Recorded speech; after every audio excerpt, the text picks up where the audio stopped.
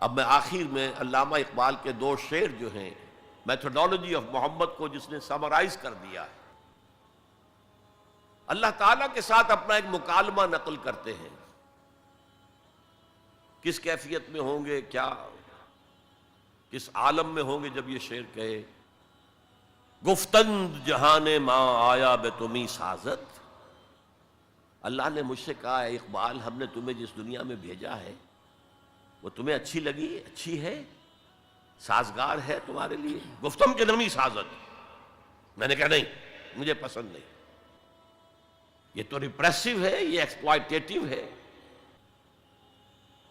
ایک اور شعر ہے ان کا اردو کا، تو قادر و عادل ہے مگر تیرے جہاں میں ہے تلخ بہت بندہ مزدور کے اوقات۔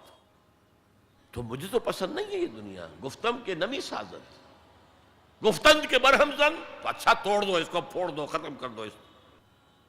اور کیسے کرو؟ دو مصروں میں، با نشہ درویشی در ساز و دمادم زن۔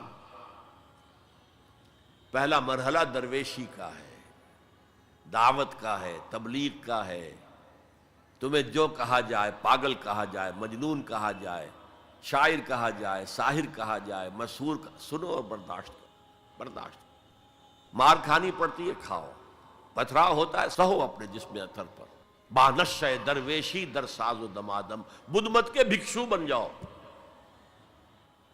لیکن چوں پختہ شوی، جب پختہ ہو جاؤ، تیار ہو جاؤ، معتدب تعداد میں لوگ تمہیں مل جائیں، وہ منظم ہوں، وہ سم و تعات کی پابندی کرتے ہوں، وہ اپنے وجود پر اپنے گھر میں اسلام نافذ کر چکے ہوں، اگر یہ طاقت حاصل ہو جائے، جو پختہ شوی خود را بر سلطنت جم زن، تو اپنے آپ کو سلطنت جم کے ساتھ ٹکرا دو۔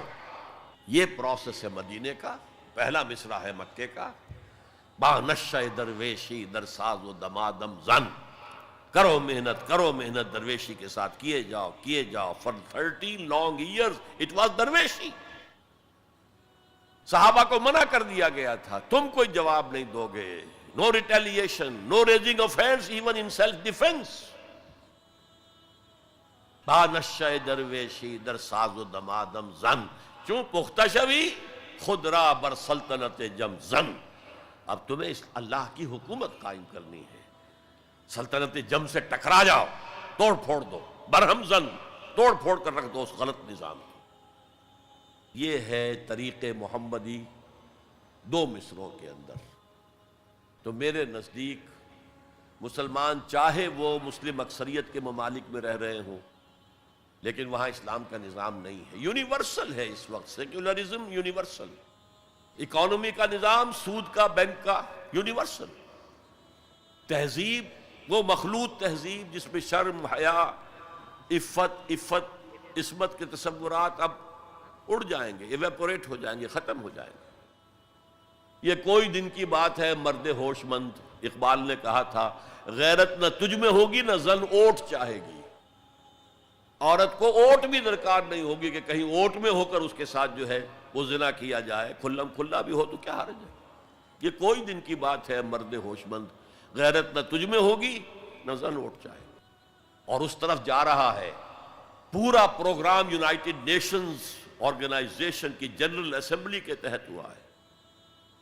پہلے ایک کانفرنس ہوئی تھی قاہرہ میں، کائرو، پھر ہوئی بیجنگ، دونوں طرف سے ایشیا کو جکڑنے کے لیے، اس لیے کہ ابھی ایشیا میں اور خصوصاً مسلمان ممالک میں اور یقیناً ہندوستان میں بھی فیملی سٹرکچر ابھی مضبوط ہے، ابھی بزرگوں کا کچھ ادب ہے، لحاظ ہے، والدین کی خدمت ہے، ابھی شرم اور حیا کے کچھ اثرات ہیں، اگرچہ ہمارا ایلیٹ طبقہ جا چکا، مغربی رنگ کے اندر رنگا جا چکا ہے، لیکن یہ کہ ہیں۔ اور اس کو توڑنے کے لیے ادھر کائرو کانفرنس، ادھر بیجنگ کانفرنس، پھر Beijing +5 conference under the auspices of United Nations Organization, اور اس کا فیصلہ کیا ہے؟ Social engineering programme.